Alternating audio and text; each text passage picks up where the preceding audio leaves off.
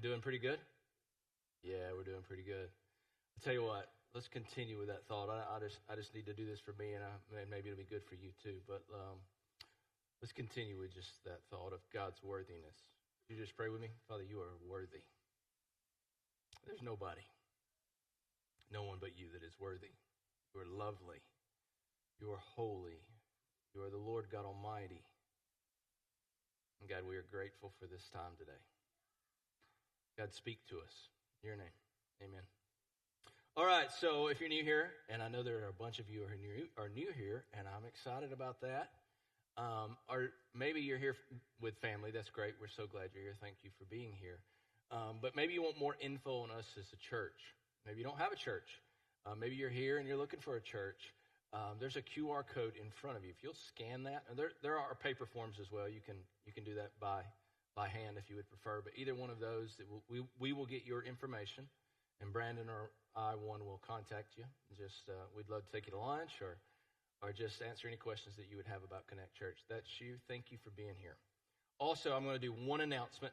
I've got this up here, this QR code. This Friday night at this campus, in this room, we'll host Maker's Child. Now, Maker's Child is a respite night for parents who have children with disabilities. And so what we do is we come in and we hang out with those kids. We feed those kids. We do activities with those kids. We do worship with those kids. And the parents get a break to go buy groceries. They're going on a date night, whatever. So that's this Friday night. I talked to Holly, who is over that. I think she told me we have about 35 folks so far that have volunteered. But really, she would like to have 70 people so that every kid that comes has an adult or a person to be their buddy. Be their buddy. Just hang out with them for the night. Go through the stations and all those things. So if you don't have anything important going on Friday night, I'd encourage you to scan that and sign up on their website. I think Scott Belgard, who is in the back of the room, I told him I was going to talk about him. Scott's a big dude, really big dude, and his kids are grown. Scott's always involved, and they always give Scott like one of the toughest assignments. There's this child that is quadriplegic, and Scott just is his buddy, playing with balloons and singing with him. And I think Scott would say it's a very rewarding experience too, as much as it just warms my heart to see Scott, that man, loving in that way and being tender in that way. Anyway, so if that's you, and I hope it is, at least 35 of you, 35 more of you, scan that and make plans to be here Friday night. All right, you ready to go? 1 Peter chapter 3. 1 Peter chapter 3. We got 12 baptisms, so you're getting a sermonette, okay? Which for me is still pretty long, right? 1 Peter chapter 3. We have been in the book of 1 Peter for some time now. Now this iteration of it, I guess you would say, or this series of it, it's just been for the month of February. So we got one more week, and then we'll go into something different. Come back after Easter, continue to work through the book. But theme is exiles for those of you who haven't been with us. To catch you up, theme is exiles. You as a Christian are an exile on this planet because your purpose is in the other world, in the world to come, the world that Jesus is bringing. And so Peter's walking through how to live that way. Now, the question that I want to ask you today is this. Do you like being blessed? Sometimes? Yeah? Do you like getting blessings? I'm just, what's wrong with y'all? Blessing, right? Right? You like that God blesses, that other people bless, that your wife blesses, that your kids bless, that your mama blessed you, your daddy blessed you. What is blessing? You know, we use that word a lot in church. Is it what we say before we eat? Right? Blessing. When I think of blessing, and I want you to think about the blessings in your life, the things that you would consider blessings in your life. When I think about blessing, it seems to be good things in my life, or things in my life, things that I know, things that I've experienced, things that I have achieved maybe, or gotten, things that I have, that weren't necessarily the result of me working hard and doing the right thing. They're blessing, you see, I think the difference is sometimes we get that confused. We talk about like the blessings and it's something that we just did. But blessings come from an outside source. That's the way it works in our life, right? Something good in my life, something that's happening in my life that I would consider of value to me in my life that I was given by an outside source. That outside source could be God. Obviously, He's the ultimate giver of blessings. But it also could be other people that bless us with their words, with their kindness, with their presence, with their gifts. Blessings. Now let me ask you this. Do you like blessing other people? Yeah. Okay, so we're givers, not takers around here, I guess. Right? We don't like to get blessed, but we're better at blessing.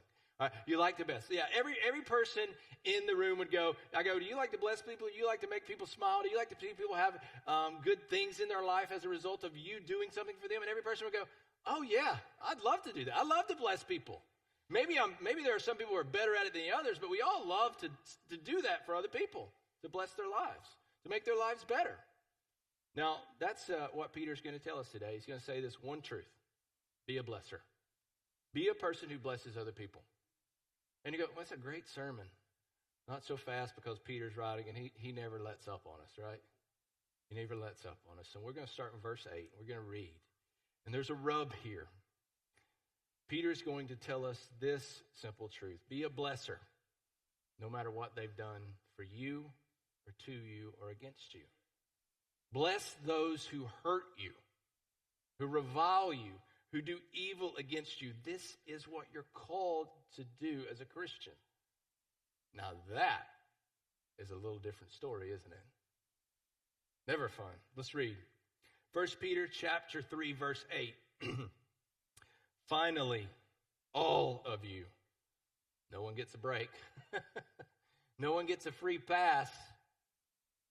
Peter uses the word finally here. And the word finally, when I read the word finally and I'm reading the Bible, I read finally, I go, oh, it's almost over. Right? He's about to finish the chapter. He's about to finish the book. Right? And so you read chapter 3, and if you didn't know that chapters 4 and chapters 5 existed, you'd go, well, this is the end of the story. This is the end of the book. But this is not the end of the book. He's going to go on for 2 more chapters after this. And this section that he's giving us here, he says finally, because he is closing up everything that we've talked about in the month of February. This section starts in chapter 2, verse 11, when he says, Beloved, as sojourners and exiles in this world, abstain from the passions of the flesh. You can look at it there. Verse 11. So he started this section of teaching, and he's taught us. What has he taught us? Be subject to the governing authorities, even when you disagree with them. You're free to disagree with them, to speak out against injustice, but you are still in submission to them. Then he talks about masters and servants, and we would translate that. We just go, that's like my boss, right? Employees and bosses. You are subject to them.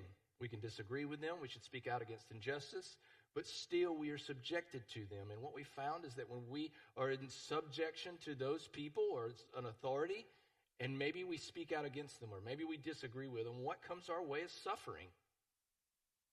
And there he talks about suffering there in chapter 2. And then we get to chapter 3, which was likewise, which was last week, which caused a bunch of fights when y'all left. I know, husbands and wives. Right? Wives, be subject to your husbands. So you're subjected to your spouse. You're subjected to this marriage, this covenant before God. So he's saying, finally, after working through all of these things, let me give you brass tacks about how you move forward in a world that is not your home. Finally, all of you, including the wives, including the husbands, including the governor, and those who would be under the governor's leadership, the boss and the employee, everybody, he says, finally have unity of mind, sympathy, brotherly love, a tender heart, and a humble mind. Do not repay evil for evil or reviling for reviling, but on the contrary, and here's what I believe is the big idea of the text, the big do, the one that seems impossible, the one that's un-American, the one that's unhuman in our world. Do not repay evil for evil or reviling for reviling, but on the contrary, bless. For to this you were called, that you may obtain a blessing. I like obtaining blessings. I do. It's a good thing. Right, my kids, my wife. This morning, baptizing 12 people, standing here each week and getting to teach something I love to do. Consider it a blessing. But he says, you are called to bless. You're called to bless. But it's easy to bless the people we love. It's easy to bless my children. Man, I love blessing my children. Sometimes I think I may have blessed them too much, right? That's easy, but he's calling us to a deeper, more profound, earth-shattering, world-changing kind of action. Bless the people who hate you. Bless the people who persecute you. Bless the people who speak evil against you, who lie, who hurt you, who do evil toward you, who revile you. Bless those people. So we return reviling in our life with blessing. And that's hard. And it's a calling. God has destined you for this, he says. Now, Peter likes to use that, and he uses that in this section in chapter 2, verse 21. If you look at that, if you want to flip over there and look at that. Chapter 2, verse 21, he says this. You are called to this. I need to look at it and read it. For to this you have been called, because Christ also suffered for you, leaving you an example so that you might follow in his steps. So in chapter 2, verse 21, he says, when you speak out against evil, you are going to experience suffering. And understand this, God has called you to do that as a Christian. As a person who this world is not your home, you're living for another world. You are called to this. He's destined by God. So when you and I are experiencing suffering, we go, oh man, that can be really scary. But when you and I are experiencing suffering in our life, we know that God says, I got this. I get this. You were called to suffer. And then there in chapter 3, he says you were called to bless as you suffer, to bless others, to do good in their life. It's straightforward. It's simple. It's clear. But it ain't easy. You see, this is the rub. This is the difficulty. I think of it like eating turnip greens. How many of you love turnip greens? Okay, there's a few of you, right? You're all old. There's not a young person in the room who likes turnip greens, right? You're still old, Caleb. I know, you're younger than me, but you're still old, bro. Right? Right?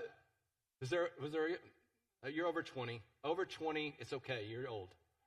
Right? Yeah, right? It's like eating turnip greens. When you're a kid, we got some kids at our house, they don't like turnip greens.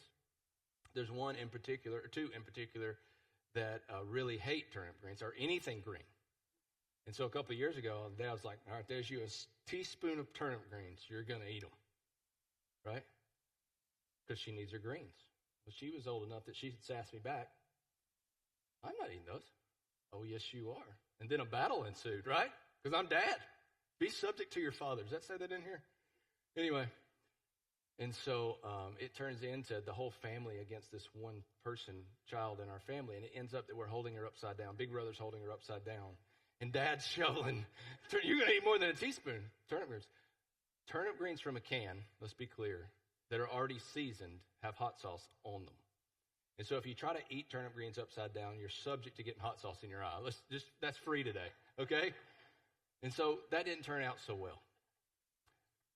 Point being, we know that we should eat turnip greens. They're good for us. We know that it's good for our digestive tract and good for our life. But man, turnip greens aren't that easy to eat. Sometimes we don't want to eat those turnip greens. For those of you who love them, understand the point. You see, it's this way when you and I bless those who are hurting us, when we bless those who are reviling us or lying about us or speaking evil of us, when we choose to bless those people, we're not saying that what they're doing is right. We are actually taking the poison out of their fangs. We're taking the poison out of their reviling. You see, if you and I return reviling with reviling, what we find is that we're not eating turnip greens, we're eating carbs. Right? And it's bad. A lot of them are only carbs this. So we are taking the poison. It's the old saying like unforgiveness. Right? I'm not forgiving them. Listen to a podcast and they said, I will never forgive the person who killed my father.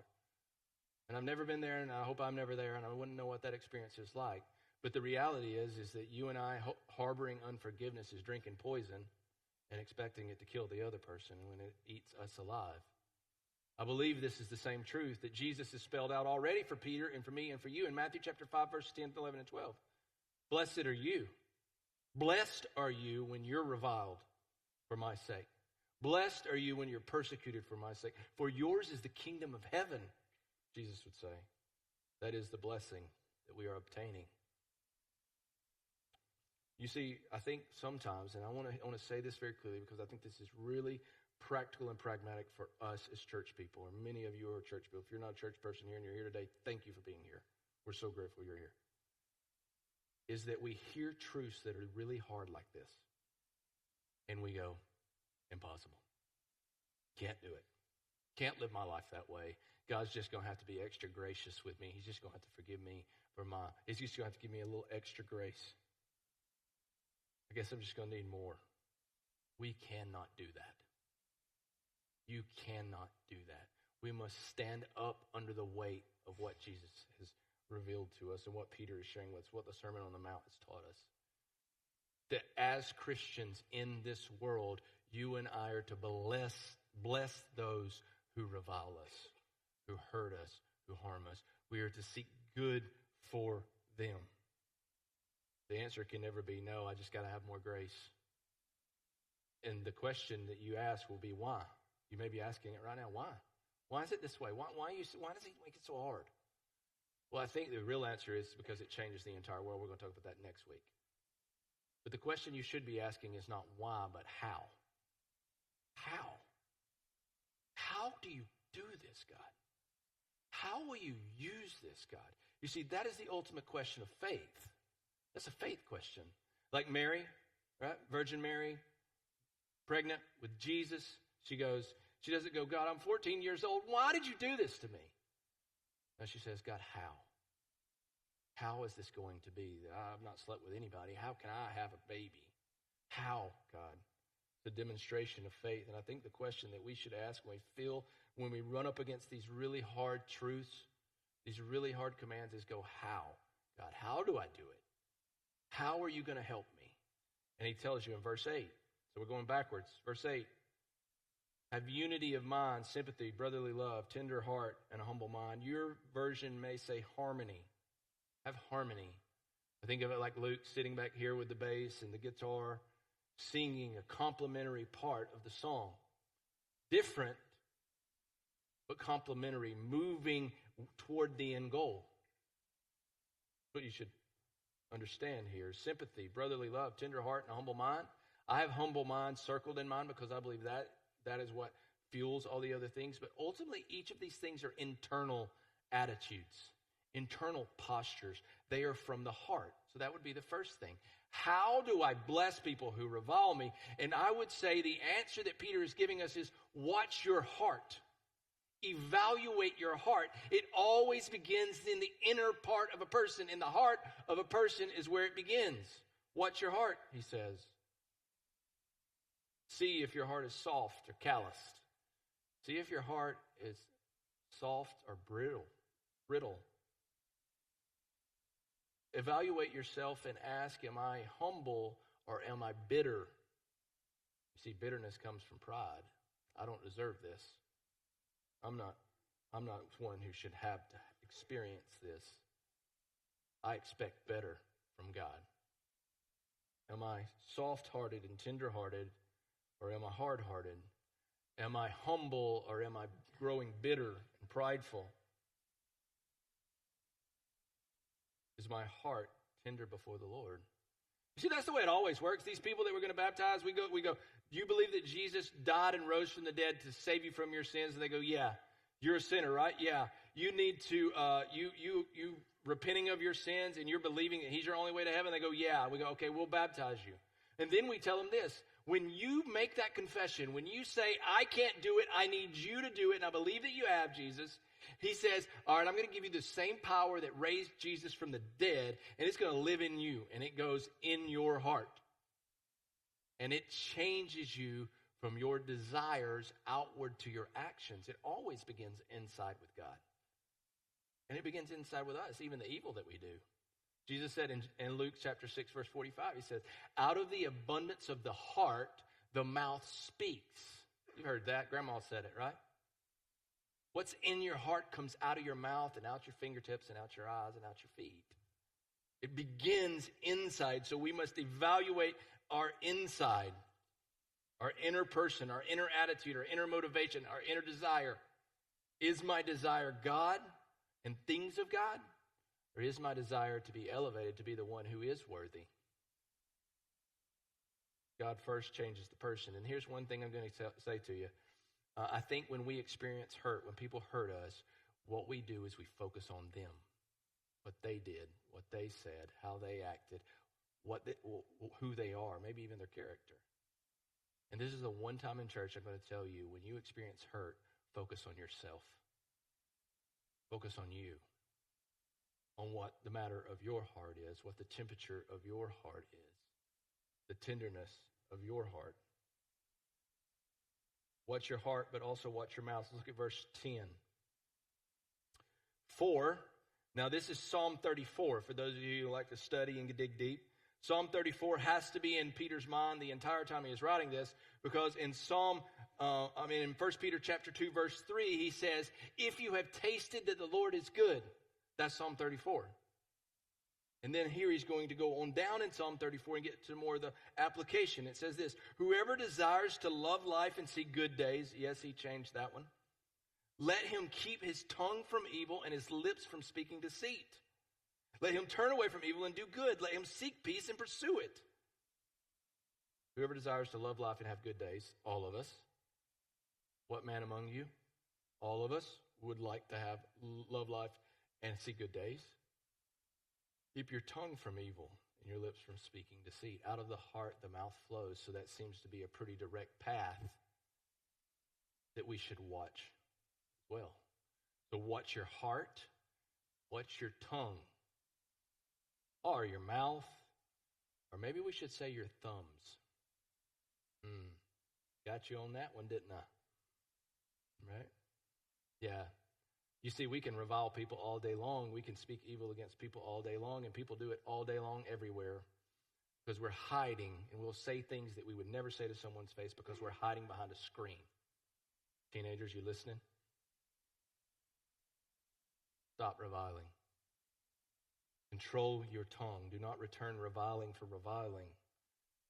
Keep your tongue from evil and your lips from speaking deceit. When I read this, I think about Jesus on trial. Right? Jesus moving. We're in the Easter. We're almost at Easter season. Right? It's coming. I know it's February, but it's coming. Right? Think about Jesus. In the whole period of time when he's being tried and being falsely accused, and he's going before these different councils, and they come up, and he's never talking. He never says anything. You're like, won't you just say something? Right? They start punching him in the face. Tell us, prophesy, who hit you? And he says nothing.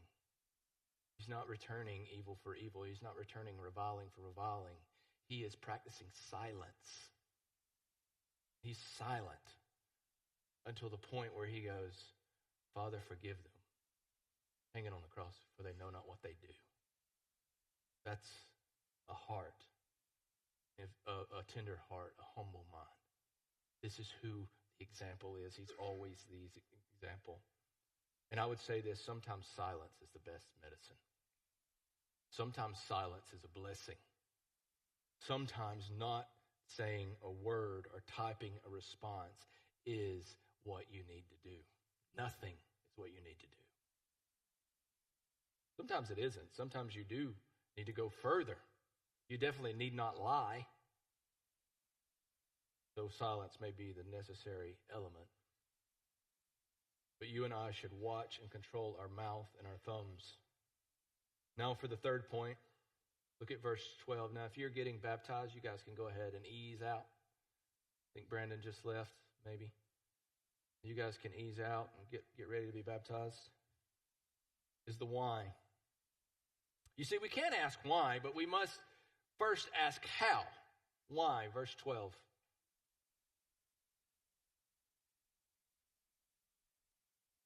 For the eyes of the Lord are on the righteous, and his ears are open to their prayer. But the face of the Lord is against those who do evil. What does that mean? I've pondered that all week, thought about it all week. I couldn't get peace about what the brass tacks was here, what he's really saying until like 1:45 a.m. Friday morning. Woke up and it hit me. It's God watches. God sees. God hears. God is watching you at all times. In the suffering, he knew it and he's watching it. In the reviling, he knew it and he's watching it. In the evil being done, he knew it and he's watching it. and he will act on your behalf. It may not be in the moment that you wish for him to act. Vengeance is not yours, it is the Lord's. Watch your God. Third point. Watch him. I'm reading in this book. It's a really, really good book, and we're going to be talking about it more in the coming weeks, months. But he says this: prayer is often just you watching God watch you. Watch God watch you.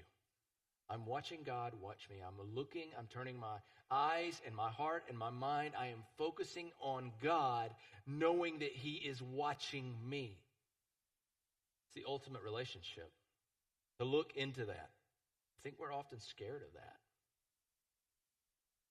See, we don't have to act on our behalf because we already have the blessing. And the ultimate blessing in all of our lives, in every situation, no matter the circumstances or situation, the guarantee is you get God. It is. When Jesus says, ask, seek, knock, and it will be given to you, the door shall be opened. The door is God. It's not the money. It's not the car. It may not even be the spouse. The door opens to God, and he says, you will always get it. You will always get me. This is the point. This is why we do it the way he says do it. We can confidently know that the blessing that is coming is a blessing of God himself in the midst of our suffering. Yes, he may make the bad guy go away. He will eventually make the bad guy, all of them, go away. We're not there yet. We're still exiles. His kingdom will be the kingdom of the rule, and his kingdom will be perfect. But right now we're exiles. So in the waiting, in the looking, in the exile period, you and I get him. So I'd ask you 3 questions. Is my heart soft? Am I blessing or am I just biting back? And thirdly, am I watching God or am I watching my enemies? Would you pray with me? Father, I'm grateful that you tell us over and over and over again that you will make all that is wrong come untrue. That God, you can work all things for good for us who are called according to your purpose. May we believe that. Help us to believe it deep in our soul, deep in our heart, that will come out our fingers and our mouths. God, I thank you for the cross, that though I did evil against you, though I've reviled you, you have blessed me with knowing you, with forgiveness, with grace. In your holy name. Amen. You guys go ahead and stand up. We're going to sing a song. First thing I would say is if you're here today and you don't know Jesus, but you want to know him, man, I want to help you. Man, I want to help you. It's what I live for. It's why I do this. I want you to know that you are an enemy of God if you have not confessed Christ. And he is a God of justice and wrath. But he's waiting patiently, watching you, waiting on you to come to him. Come, say, I give up. I give up being good enough. I give up being bad. Give up being me. I'm going to give you my life. Would you take it? He'll take it. He'll bless it. If that's you today, I'm going to be down front. We'll baptize you next week. Ain't got time to add any more. Right? But seriously, if that's you, don't leave here without dealing with the Lord, without being liberated, freed. If you're here today and you're a believer, you're a Christian, you're an exile, don't forget. And I know this is a hard truth. And it's a truth that permeates into every week of our lives. Truth is, you're probably going to go to work Monday morning and you may be reviled. You may be mistreated, or at least from your perspective. Choose to bless. Choose to bless. There's a blessing of God to you. Maybe you can think of that person you've been harboring, that action you've been harboring, and it's poison, you've been drinking it. Quit drinking it. Give it up right now. You respond as the Lord leads you.